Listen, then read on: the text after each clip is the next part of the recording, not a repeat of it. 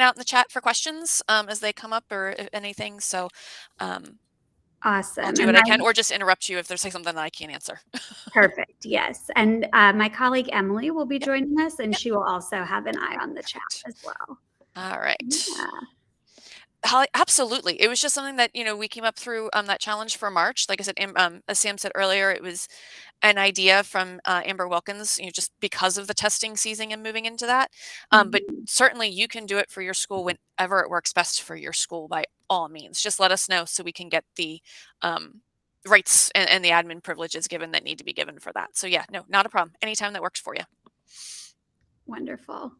So my colleague Emily Becker is also here. Emily, Carrie was just filling me in on the fact that they have started a typing club challenge. So fun. Yes. We'll have some more experienced users than we usually do in this group. So hopefully we'll get some great questions. Yeah.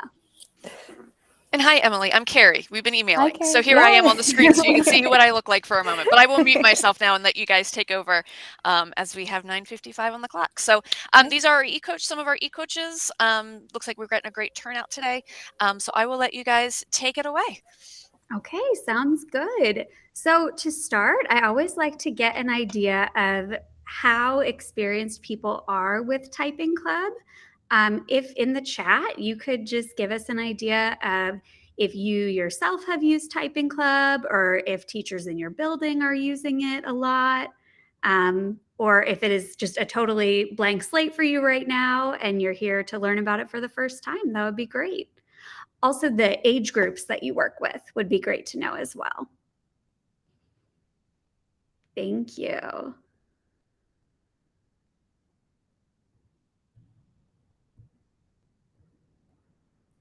Awesome. Very responsive group. I love it. Okay, so it looks like we've got elementary, we've got middle school, we've got students who are enjoying it, but teachers who might not know about all the features. This is good. We're going to have a lot to talk about. Okay, perfect. So yeah, like I mentioned before, other Emily is going to have her eye on the chat, and Carrie said that she will as well. So feel free to just send any questions you may have as we go through. I'm going to start by showing you the teacher interface, which it sounds like we are going to have the most questions about. It's a lot of information, so it's great that Carrie's recording this for you. And we are always happy to help if you end up with any other questions later on, if you start using it more yourself. I'm going to send you an email address that you can always reach Emily or myself or our other colleagues at in the chat here. And then we also have a really awesome Help Center page that I'm going to send you the link to as well. This thing is super detailed. I know when Emily and I first started, people would ask us questions and we'd be like, okay, let me check the Help Center, see if I can find the answer to that. So those should be helpful to hang on to. I'm going to go ahead and share my screen with you now. Okay, looks like it's going. Can you all see that? My teacher interface here? Awesome. Thank you.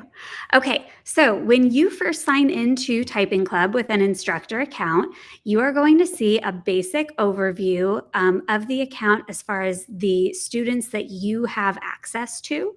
So you would see just a basic overview of their activity, the average amount of time each student is spending, the average number of lessons they've been completing recently. Got some nice visual aids for the number of active students and their number of attempts on a given day. And then if you keep scrolling, you've got a live activity feed. So this, in most situations, will update instantly. It does occasionally take up to 15 minutes, especially if you've got a lot of kids working on it at the same time. You can see who has been working. You can see the lesson they're working on. You can see how they did on the lesson with their stars and their score. You can see how long it took them, and you can see their overall performance score at the end. We also have a playback feature available, which students can access on their end as well, where you can watch their attempt and see exactly how they did. And then at the bottom here, we just have our active classes. I might actually turn off my camera so I'm not blocking anything for you. I don't know if that will help. Okay, so the next thing I want to show you is this classes tab. So again, this is where you would see any classes that you have access to. You're not going to need to worry about the options up here to add classes. Yours are going to be fully synced for you, which is awesome. So here you'll just see your classes that you have access to. If I click on a class, I can see a lot of details about it. I can see the number of students enrolled, the school, the instructors. You won't need to worry about class codes or join codes because, again, yours are fully synced. You have some settings that are also available here. So if I click Edit, it takes me to this settings page where I can adjust a whole bunch of different things. We have these options, this option up here for the reports that I'll show you in a minute. You can decide which day of the week you want those to start on. You can decide if you want to change the star requirement to pass a lesson. The default requirement is that students would have to earn 1 star in order to pass and move forward. However, if you decide that you would like them to have to earn more, this is where you would change that. You can set a daily practice time goal in minutes or a weekly practice time goal that the students will also be able to see on their end. You have the option to enable a scoreboard. So this could either allow all of the students to view each other's scores in their class. You could turn it off completely so that nobody can see anybody else's scores. Or you could make it a leaderboard, so only the top however many scores in the class would show up. Here we have the ability to control backspace behavior. So the different courses and the different levels will have different backspace behavior automatically. But if you were to decide that you don't want students to use backspace at all, you could disable that from right here. This little button here, I like to have it enabled because that helps when I'm showing people the courses. I can jump around as much as I like. This would allow students to skip ahead to various lessons without completing them in order. We generally don't recommend doing that, but there are definitely situations where it comes in handy. Here you have other options that will probably make more sense when I show you the student interface in a little while. This allows you to control what students are or are not able to change on their end with the virtual keyboard, their language and layout, the virtual hands. You'll be able to see all of this when we look at the student interface. Voiceover, block on errors. So that would be like if I'm typing and I make 2 mistakes, for example, I would not be able to move forward until I go back and correct those. We've also got the ability to prevent students from changing their themes and fonts, from using a little refresh button to start the lesson over. And then in Jungle Junior, so that's going to be for those of you who are working with the younger students, generally kindergarten and first grade. You can decide if you want them to see uppercase letters on their screen or lowercase letters. So lots of different things that we can change at the class level. Here, this is a handy thing for teachers sometimes. If they want to give, you know what, I changed my mind. With your login instructions, you're not even going to need this. So forget about that part. Yeah, so if we were to continue just scrolling down this overview page, we'd see some more information about the class. I can see the history of what's been changed with it. I can also see a punch card, which is just a nice visual to see the days of the week and times of day when students in this class are most active. If I go to the Students tab, I can see the students who are enrolled in the course. If I wanted to, I could reset any settings that I've changed for them from this screen to go back to the default settings. And when we go down to the Students menu, I'll show you what some of those settings are. You wouldn't want to worry about moving students or disenrolling students because that's going to be done for you.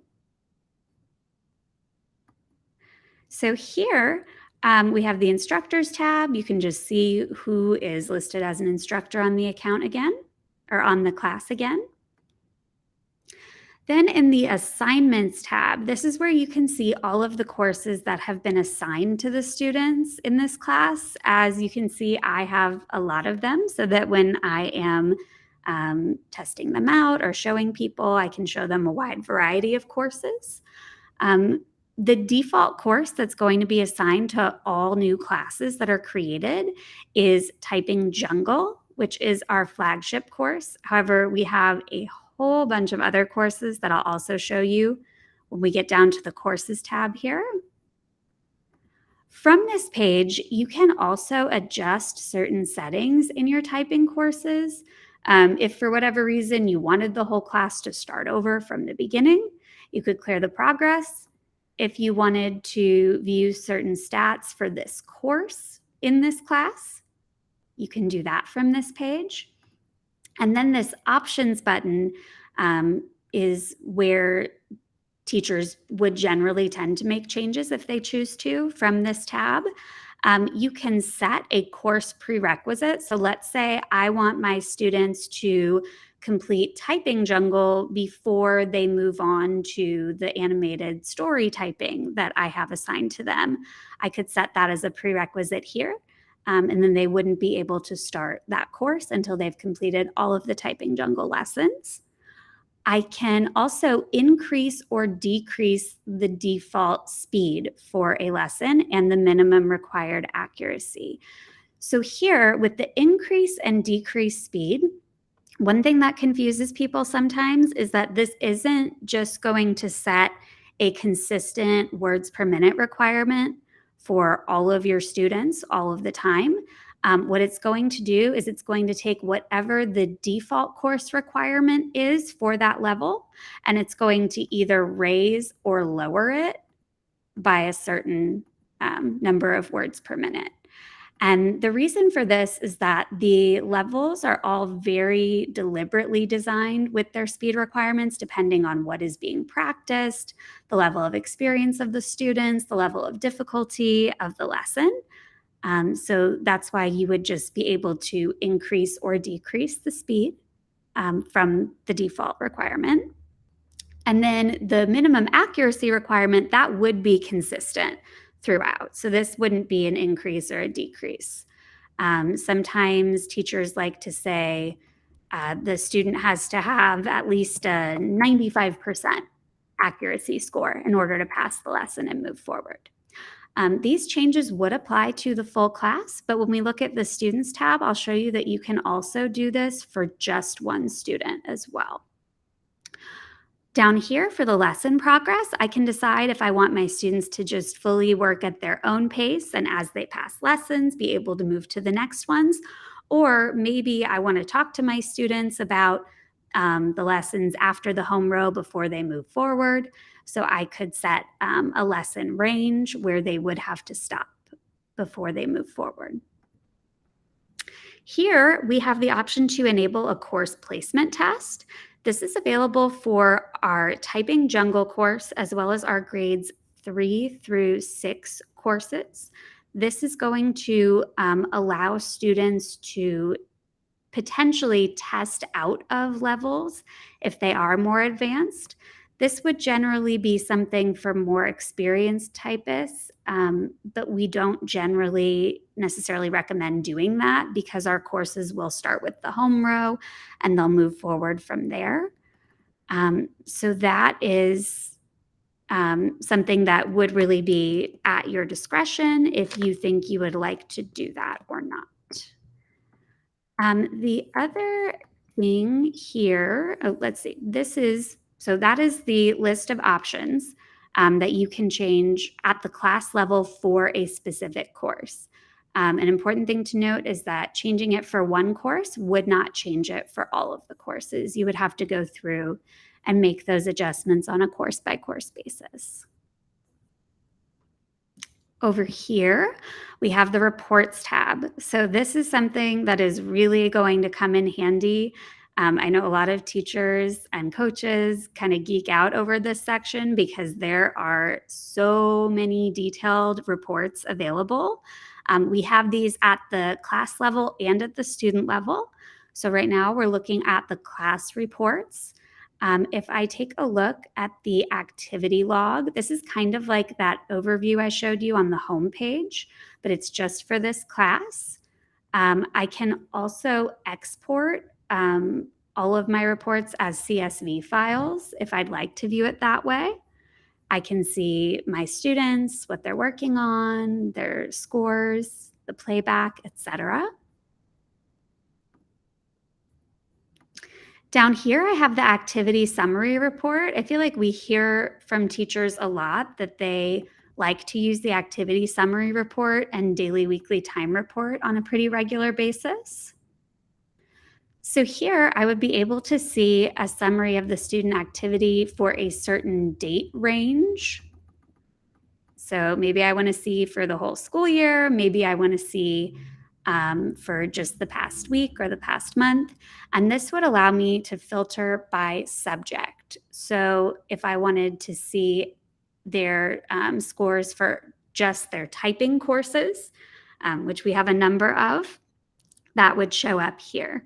And I'd see the overview for the class up top and then the information for the specific students down below. Then we have the daily, weekly time report. So same thing, you can set a date range for the data you'd like to see.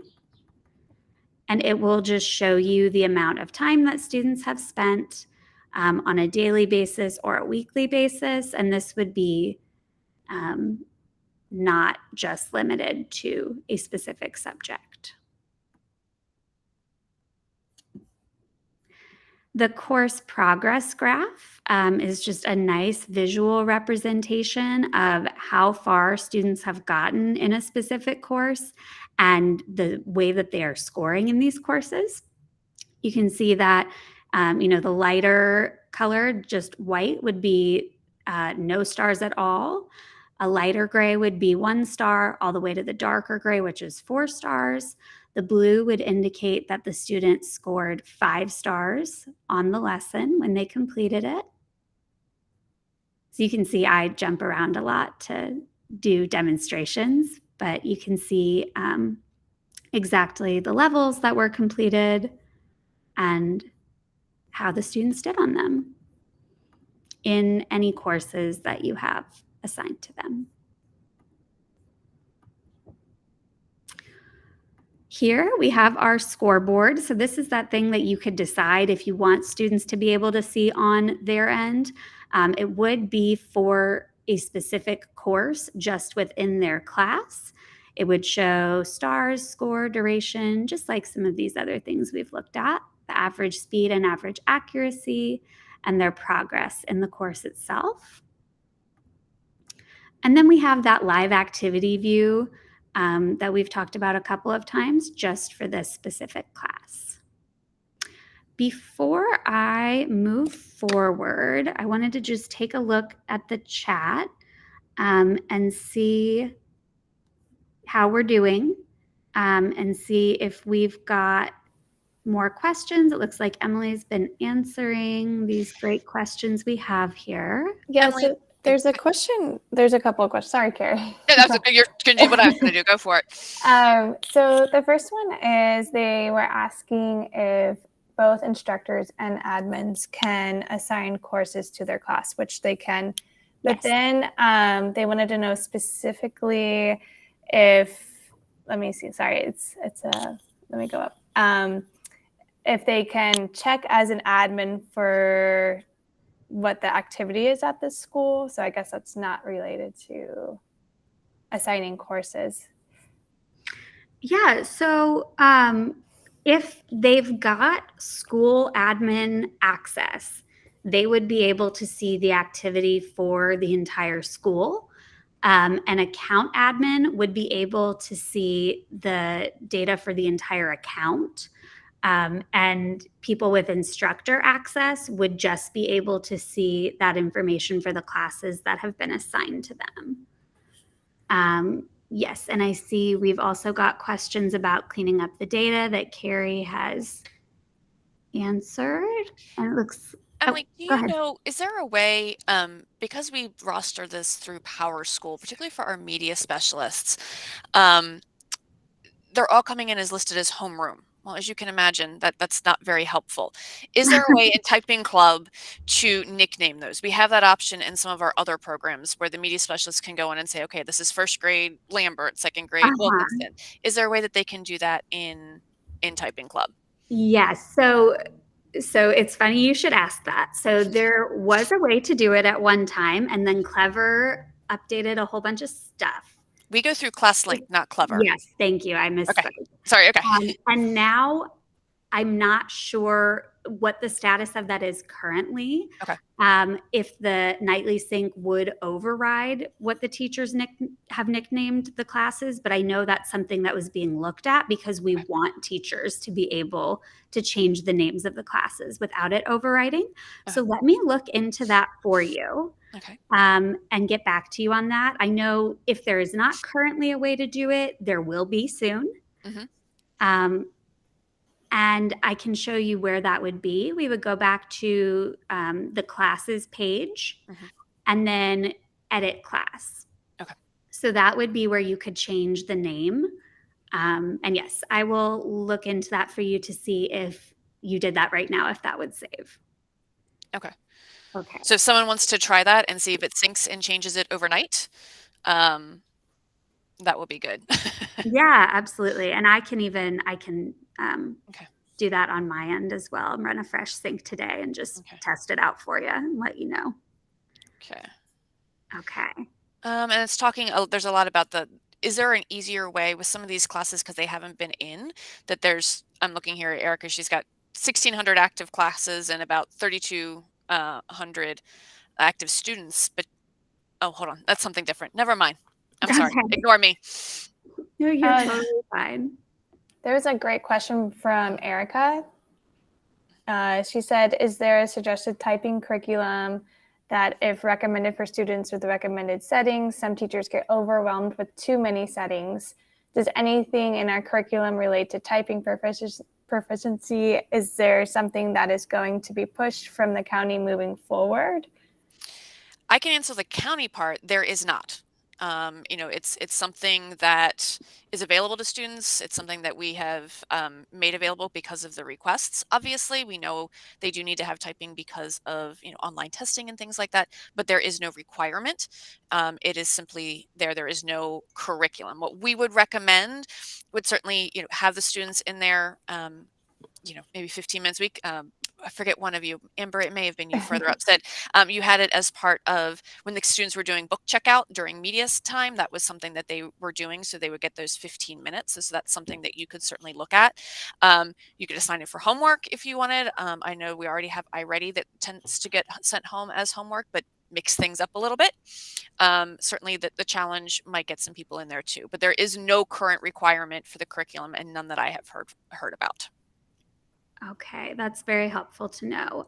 One thing that might interest your teachers, because I totally understand that option overload, would be our grade level typing courses, which I'll look through with you. Those have been designed to really target a specific age group, both as far as the expectations and content wise. So the default requirements for that might also be helpful to look at. It looks like Emily just sent some great resources as well. And then I forget what else I was going to say about that. It'll come back to me though, I'm sure.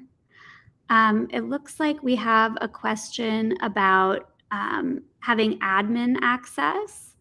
If you have admin access, you would be able to assign courses to a class if you wanted to. There's also a way to do that in bulk that I'm going to show you in just a second. But teachers would also have the ability to do that as well if it's enabled by the account admins. So Stacy, I would say to that, in terms of do you assign the lessons or the homeroom teachers, that's a discussion you have to have at the school level. Which way do you want to take that? Do you want to be in charge of that, or do you want the classroom teachers to do it? If you're doing the challenge, you might want to be, part of that for right now, but that's a discussion at the classroom level or at the school level. Okay, thank you. And I just was wondering if that's the case, then if the teachers are already assigned a lesson, because some teachers at our school have done it, my principal and I have talked about wanting to take over that.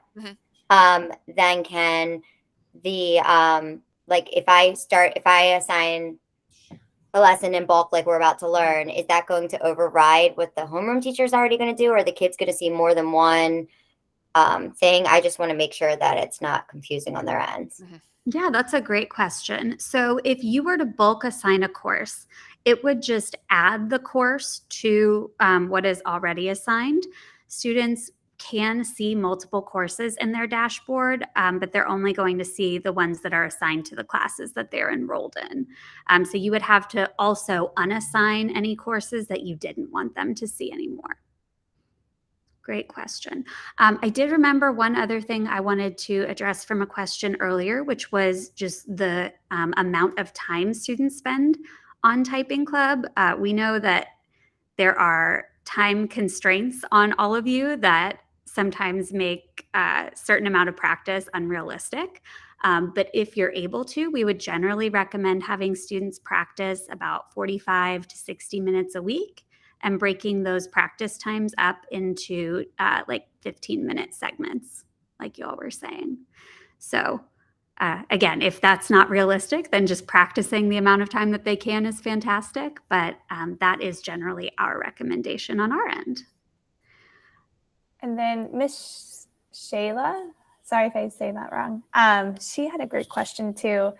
She asked, which one would you recommend for ELL students? So we always recommend Typing Jungle, even if students know how to type fast, because they are learning how to type correctly from the beginning, starting with the F and J keys and then the homeroom. If there's a language barrier, we do offer courses in a variety of different languages. Yes, indeed. We sure do. So for the upper grades, currently Typing Jungle is a really great option. It's recommended for second grade and up. But as far as the requirements that are there, starting with Typing Jungle for high school, for example, and then you could potentially increase the requirements if you feel like it's too simple. But we have a lot of adult users on our individual edition who love using Typing Jungle. So that really is appropriate for second grade and up. Yes, okay, so Carrie, you answered that question as well. There is one about Mr. Williams. He deleted his previous classes rather than archiving. Is that okay? Does that impact his former students? What's the consequence? Great question. So progress is tied to the student and the course. Even if their classes are deleted, that won't affect the student. As long as they've been assigned the courses that they already have progress in their existing class, they will be able to see their previous work as well, unless that were to be manually specifically cleared by an instructor. Awesome. Was there anything else we wanted to talk about before moving on? These are great questions. Okay, so let's look at those bulk class actions that we were just talking about. So this is just back to that main classes tab. There are a few things I can do. I can delete classes in bulk, which generally is done by an account admin, but I think that's a district decision who you want to be in charge of either deleting or archiving classes that are no longer needed. You can bulk update some of these settings, like the report, start day, of the week. You can update the time goals and the scoreboard visibility and whether you want students to be able to jump ahead or not. You can also go to more actions here and then assign or unassign courses in bulk. And you can archive students from here, or sorry, classes from here, and you can restore archived classes, and you can also clear rosters in bulk. But I think your ClassLink sync would override that. Okay. Let's go ahead and move down to the Students tab. You're going to notice a lot of similarities here to what we just looked at in classes. It would just be at the individual student level. We do have bulk actions available for students as well. Enrolling in the class, that would really be something that's probably already taken care of for you. More actions. You also would not need to worry about moving up one grade because the student's grade level is going to be imported from ClassLink. And then archiving previous students, again, that's just a decision that you all would make as to who would want to be in charge of that. So if I look at one of my students, I've got a similar setup to that classes page. I've got my overview that first comes up. I can see their information. One really handy feature is I can log in as a student by pushing this button. If I push this, it'll sign me out of my account and take me to Ironman's page. I can go down here and see their overall performance and print a report card for them if I'd like to. I don't know if you'll be able to see that. So this just goes over a few basic stats that we have had requests for in the past that teachers wanted to be able to access quickly. This overall information, their practice time this week, last week, today, the characters that they're strongest with, and the characters that they're weakest with. Although we do have a whole bunch of other report options that you can view as well. Down here, I've got just the record history for the student. I've got any badges that they have earned. So again, we'll look at this on the student interface. This is a really great motivational tool for students. They can earn badges for a whole bunch of different achievements. Instructors can also manually award badges if they decide that they would like to do that from this page. Here I have a practice calendar, which is a great visual tool for how much students were practicing on a given day. On this classes tab, I see the classes that my student is enrolled in. On the progress tab, I can see the courses that have been assigned to them that they have started working on. And because the progress is tied to the student and the course, this would show me their progress from previous years as well. I can see for each of their courses exactly how much they've gotten through and how they've scored. I can also view this progress per lesson, see which ones they've done and how they did on those. I could potentially clear progress if I wanted them to try it again. Here, I can also adjust the level of difficulty for an individual student. So just like we talked about at the class level, I can increase or decrease that default speed. Maybe I want somebody to slow down and be more careful, so I'm going to raise their requirement to 99% accuracy here at the bottom. Or maybe I think that some of the speed requirements are too easy or too challenging for a specific kid. I can change that here as well. The next tab here is the activity log. So this is where you would see that same information about the individual student for their lesson attempts, their test attempts, which we'll talk about typing tests down here, or if they've taken a placement test, it would show you the results of that right here. Over here, I have the student reports. So on this report, I'm just going to see the practice time overview for either all of their courses or a specific course that was assigned to them. I've got that practice calendar again. I've got that punch card again. But if I really, really want to get detailed, this typing performance analysis it's kind of crazy how much information you can get from here. And the students actually will have access to this on their end as well. So I know teachers and students get pretty excited about being able to see all of this information about their typing. So here I have this progress overview, which is going to look at my accuracy, my keyboard coverage, which is just, in the lessons I've been doing, how much of the keyboard have I covered? Have I just done the home row? Have I made it outside of that? Have I done numbers, symbols, etc.? And their amount of practice for a given time frame. I can view this monthly, weekly, or daily. If I keep scrolling down, I have this keyboard mastery visual with the keyboard itself. These are color-coded to show how well they have mastered them. I can see, if I've made mistakes, what I've either typed instead of this letter or when I've typed this letter when I wasn't supposed to. I can view this for both speed and accuracy.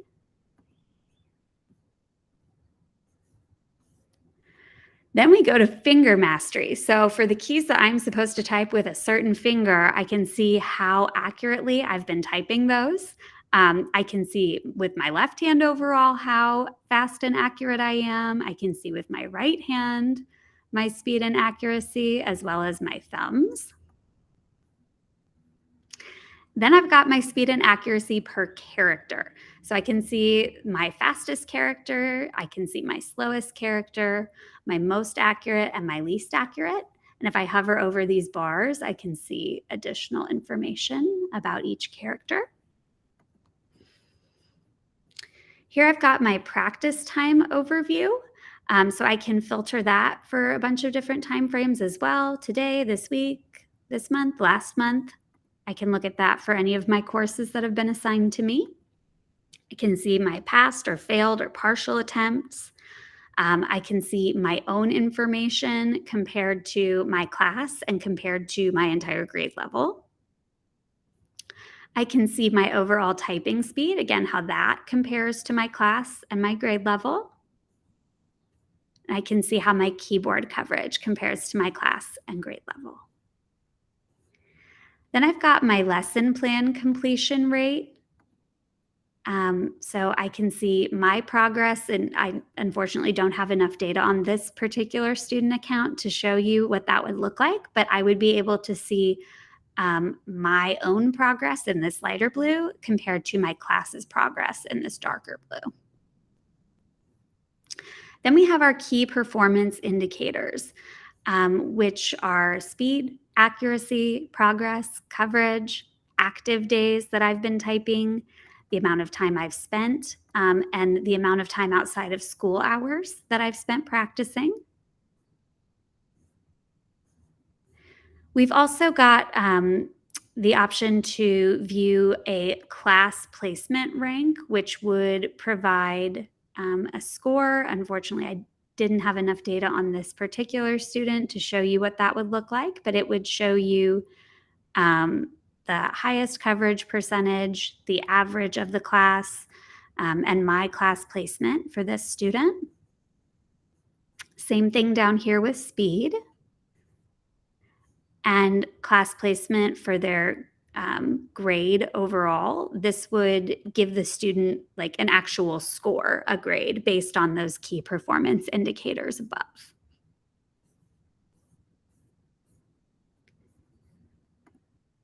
So those are the reports for the students themselves. This is another one that we tend to get questions about.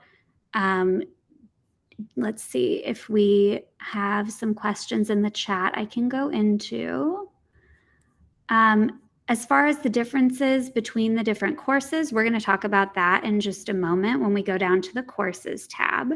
I can totally see why that would be overwhelming because there are a whole lot of different options.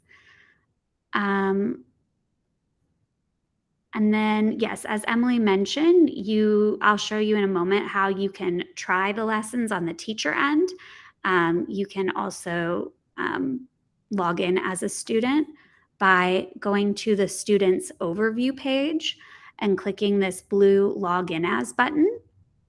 Sometimes teachers like to manually create like a test student account where they could log in as that test student and actually complete lessons that have been assigned to a class. Let's see what else we have. Fantastic. Okay. So going down to the schools tab, I'd just see any schools that I have access to. I'd be able to see information about that school as far as who the admins and instructors and students are.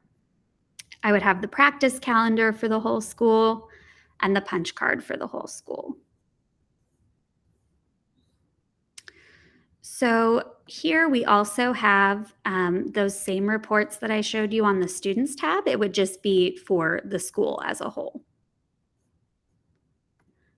Under the instructors tab, that will show you, depending on your level of access, the different instructors and admins on the account potentially. I think this is one of those tabs, Emily, correct me if I'm wrong, that wouldn't necessarily show up for somebody who just has instructor access. Correct. If they adjusted that setting. Yeah. Yes. So yeah, I can see that here. I can view instructor information, anything that's been changed, any classes that are assigned to them, if I've got access to this.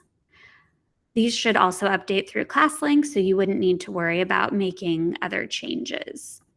With that, this is how instructors could be archived if an admin wanted to do that.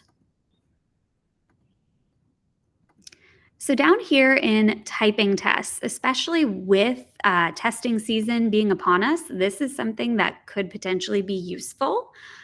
If I wanted to create a typing test, I would give my test a name. I would put a description if I want to. I can choose a little image for it. I can decide when I want my students to be able to see the test with a start date and an end date here. I could either type custom text in here. I could have text, with certain characters that I've noticed that students are not able to type as proficiently as I'd like to. I could use grade level vocabulary words that I want them to review. I could put in text about a certain content area that we've been learning about in class. I can also use one of these pre-made text templates that we already have available, designed for different grade levels, designed for different parts of the keyboard, designed for, like, we've got, all lowercase letters for SAT vocabulary, all letters with capitalization about different subjects. So lots of different things to choose from here. If you decided to use one, it would just populate in here for you. You can also add alternative text options. So if you wanted students to not necessarily see the same thing on their screen, this would also be available to you. I can decide who I want to take the test. If I want it to be only students I select, any student in one of the schools on my account, or any student on my account as a whole. You can decide if you want students to be able to retake the test or not. You can give it a time limit. You can decide if you want to pass every student who attempts the test regardless of their score, or if you want to set passing criteria for accuracy and speed. You can decide if you want students to be able to see their score at the end of the test, and the speed goal and maximum score. And then we can disable backspace for a test, and you can decide if you'd like to issue a certificate to students after they've taken a test. If I go here, I can see, let's see, this might not be the best one. I can show you what the results page would look like. I know we are getting a little low on time, so I'm not going to spend a whole lot of time on this, but I can see the summary of how my students have done. I can see what my settings were, and I can change them if I'd like. I can see the students who have been assigned the test and whether they've taken it or not, the instructors who would be able to edit or assign the test, and the results of the students either in the school, in a certain grade level, or in a class. I can see their collective performance here, or I can see their individual scores here. If they've done multiple attempts, I could view those by clicking here. I can also, this is where I would be able to issue a certificate for my students that would, if I had data on here, show exactly what they achieved. Okay, so going down to this courses tab, this is where all those many courses you all were talking about will be populated. You can filter them by subject, which can be helpful. You can filter them by language. So for those ESL students, you can see the many courses we have available if you decide you'd like them to do it in their native language. I could filter by Spanish and see the courses available here, for example. Or if I wanted to see the courses that would potentially be appropriate for a certain grade level, if I filter by that, I will maybe see more courses than what I need to see. Let's go to English here. So Jungle Junior is what we would recommend for kindergarten and first grade. And I can actually, Carrie, I can send you a PDF that actually goes into each individual course if you want to distribute that to the teachers afterwards or to the coaches. That would be perfect. Yes, definitely. Send it my way. Awesome, will do. So you'll see we have a lot of different things available here. We've got Typing Jungle, which we've talked about. We have our Jungle Junior. We also have the grade level typing courses. So those are currently available for grades 1 through 8. 8th grade was just recently released, and high school specific courses are currently in development, but we don't have an estimated release date for those. That's why we'd still recommend Typing Jungle for sure at this time. I can see, how many classes my course has been assigned to. I can see what those classes are. If I click on View Lessons, this is where I can see exactly what's in here. I can try the lesson. I can print the lesson.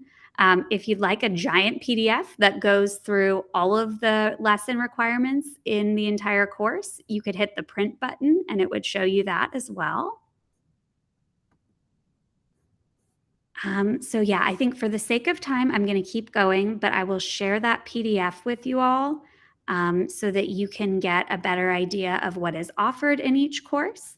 And then you can hopefully make some decisions with your teachers about what you want them to use.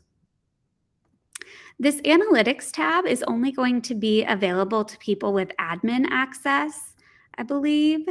But here you could view like super detailed information for the entire account if you have access to that, for a certain school, for a grade level, a class, or individual students.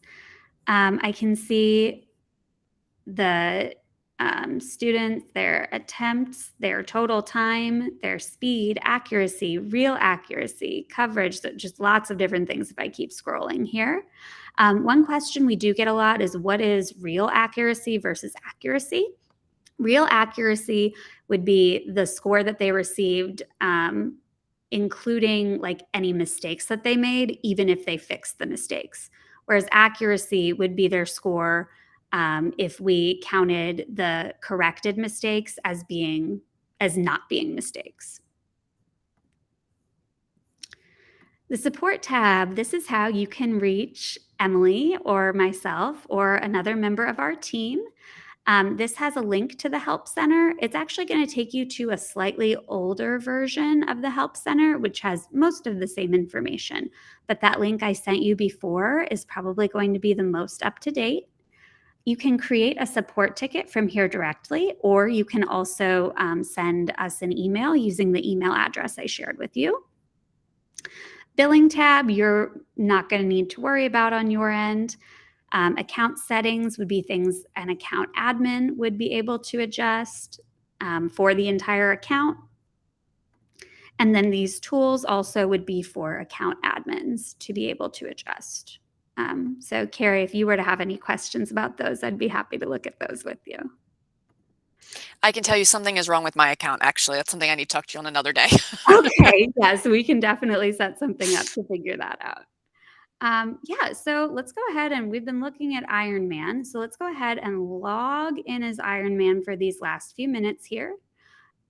Here I can see all of the courses that have been assigned to Ironman, which actually I may go back and sign in as a different student who has more courses assigned to them in a second here. But here I can see my current speed. I can see what my speed was last month or last week and last month. I can see the amount of time I spent typing last week, this week, and today. This would be the amount of time spent actively typing. So things like watching the lesson videos or taking a typing test or viewing any of these other tabs up here would not count for this. I can also see my current level of keyboard coverage and my overall accuracy. So here again, I can see the the courses that have been assigned to me. We'll look at those in a moment. If I click more tests, I can see any typing tests that have been assigned to me, and I can start that here. Up here, we have the stats tab. So that is the same essentially as that super detailed report that I showed you for individual students. I know we've heard that students tend to get excited about these very visual and specific ones. It can be great for helping them set their own goals. It can be a great motivational tool to have them be able to see this information for themselves. Here are the badges. So I can see the badges I've earned, and I can see things I haven't earned yet. You may have noticed there are additional ones that teachers could award manually if they wanted to, but these are the ones that are in the program. So I can see, what I would have to do to earn the next one, and maybe that's motivating for me to keep going. If we go back here to the courses, I think I'm actually going to quickly sign out and sign in as somebody else here. Let's go to one of my students here. I think I have more courses. Yes. Okay. So again, I will only see any courses that are actually assigned to me. So I highly doubt your students will see this when they sign in. But let's take a look at Typing Jungle, since we've talked about that one a lot. If I decided I wanted to use a placement test, I would have a little check mark button right up here that I would click that would take me to it. Each section here will start with a lesson video. It'll introduce certain keys. It'll have students practice those keys and so forth. There are also games that are available. So let's start by looking at a video here.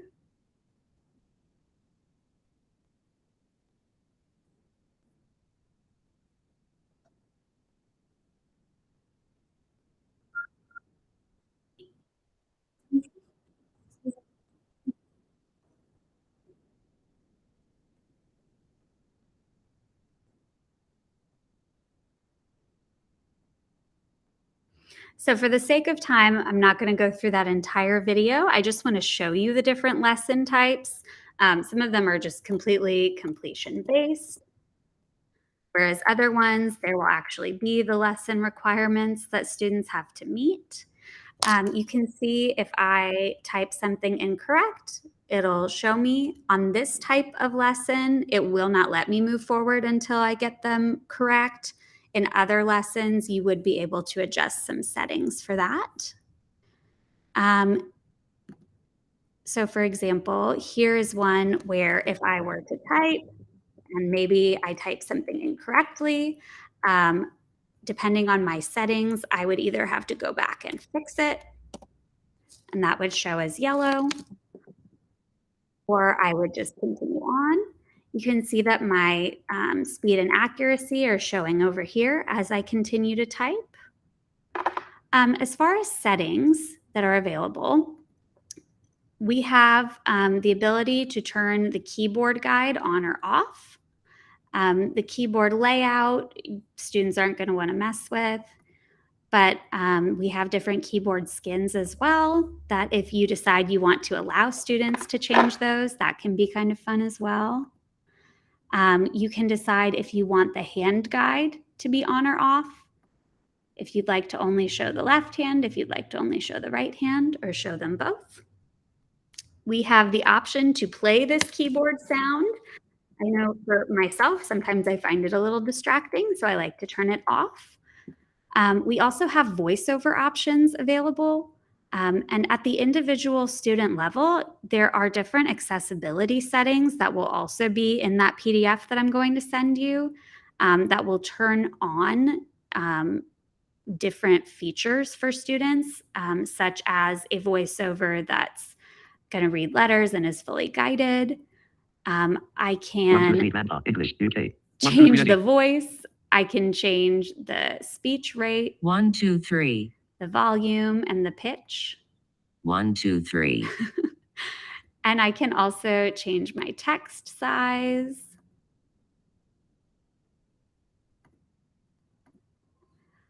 Or my font. And I can choose different backgrounds if that's been enabled. Can also do an extra large font that would show up when I reload, when I reopen the next lesson. And then here I can decide if I want to see my live words per minute and accuracy while I type, if I want to see my speed on each word. And this block on errors is what I was talking about, where if I don't want to be able to move forward after my second mistake, it would make me go back and fix them there. Or I can turn that off completely.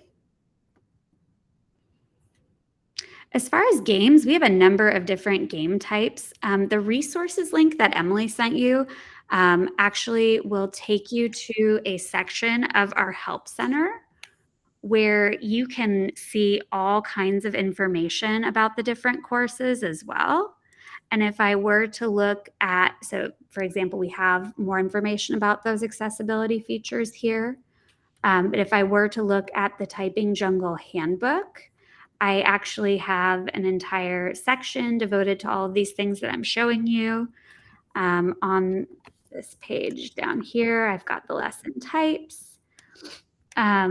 And I've got information about videos and games and just all the different types of lessons that we can do. I know we're running low on time, so I'm rushing a little bit here. Sorry about that. Yeah, we're actually over by a minute, so. Oh, sorry. I thought we were going to 55. So you're good, no worries. All right, I will send you the rest of those resources. And then, yeah, if you all want to kind of just explore and let us know any questions that you might have, we are more than happy to answer those for you. All right. I did drop the attendance link in the chat quite often there, so please make sure you take a moment to do that for us. That would be greatly appreciated. I'm going to go ahead and stop the recording. I have to jump out to go to another one. I hope to see you guys later. Emily and Emily, thank you so much. Definitely appreciate it. We will be in touch.